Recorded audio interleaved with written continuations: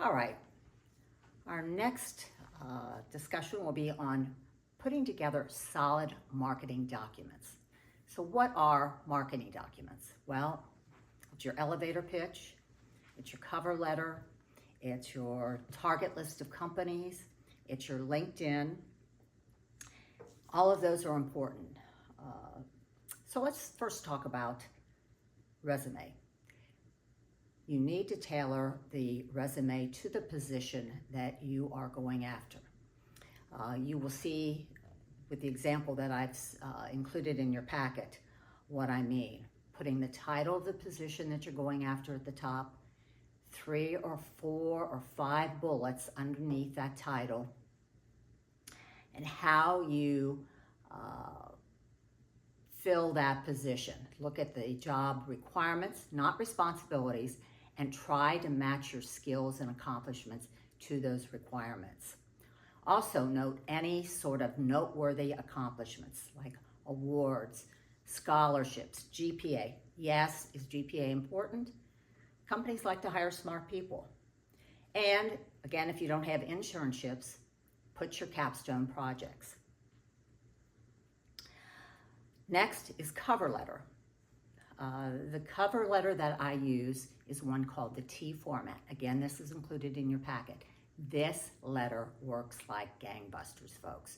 I have been told by clients when they do have a face-to-face meeting with an interviewer that oftentimes the cover letter is on the person's desk and the resume is nowhere in sight. This is where you take your job, the job response or job requirements on the left-hand column and put your accomplishments in the right-hand column. This particular document is used for 3 purposes. First of all, it's a cover letter. Next, it can prepare you for a phone screen or a Zoom interview because your answers are right there. And last, it could be used for a closing document when you're in an interview. Just briefly, I won't go into interviewing right now, but when you are done with an interview and they ask you if you have any questions and you ask your questions, they'll say any final comments and you'll say, I believe I'm an excellent match for this. Here are the reasons why. And in fact, I feel so good that I have prepared this document, this T format, to leave with you today to tell you why I'm an excellent match and I want to be moved forward. Again, that document, this T format, works wonders. Also, too, putting together a target list of companies. I've had quite the number of experiences working with people who've just come in to see me for networking purposes. And I'll tell you an actual example.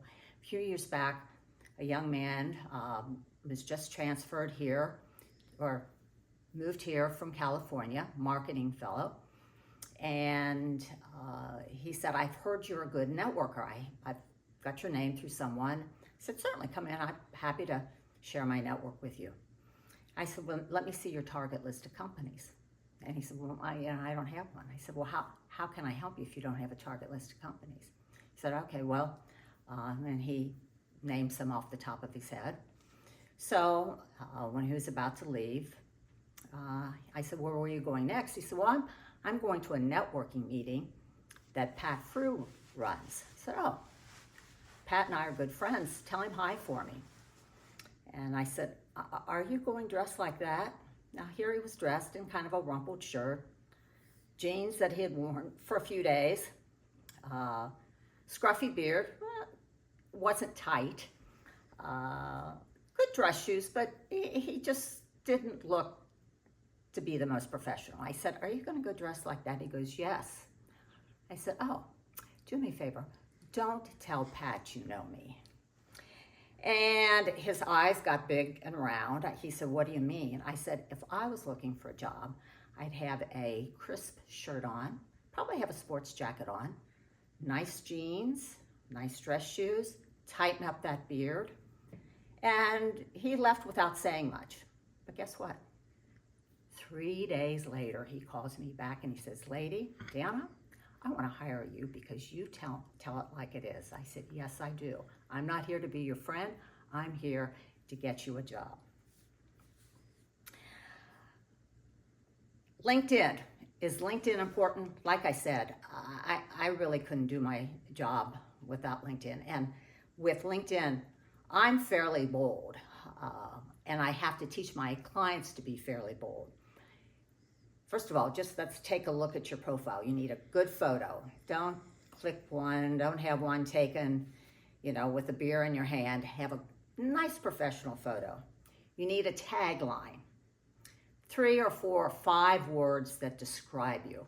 So if you're a finance major, put finance, or finance and accounting, finance/accounting, detailed orient, analytical, whatever. You need 3 or 4 or 5 words that describe you. Then you need to have a good about section along with all the skills that you have.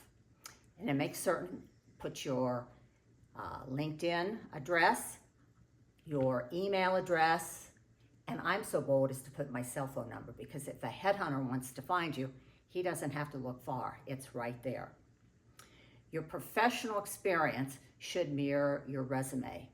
And I've only, in my 30 plus years of doing this, I have only had one client that was dinged, rejected from someone, a company, whose LinkedIn did not match their resume, all right? So you need to make certain they're identical. Also, what is the magical number of connections? 500. Magical number. That's where you get the most bang for your buck with your LinkedIn.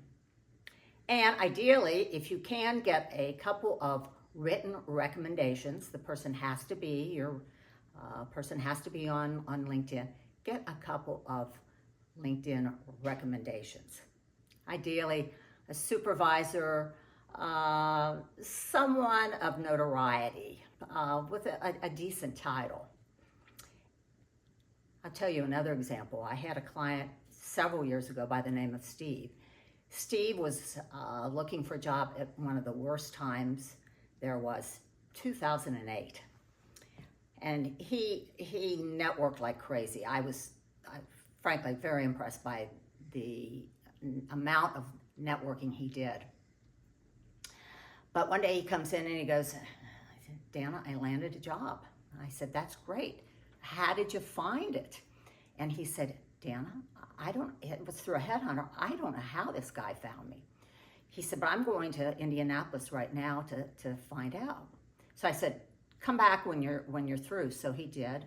He said, how did this headhunter find you? He said he found me on LinkedIn. So months, I think it was 8 months of networking he did, he landed a job from LinkedIn, okay? So LinkedIn is very powerful. How do I use LinkedIn for networking? If a client says, Dana, I've applied for a position, or one of my target companies is XYZ, I go in and I try to find out, who am I 1 or 2, preferably 1 or 2 degrees connected to that person. Then I sit down and I type a nice note asking if this person can connect and network. I'm always amazed, I shouldn't be, but I'm always amazed at how many responses I get from those folks saying, certainly, I'd be happy to network with this young person. So again, under your contact information, put your email and put your cell so we can immediately get in touch.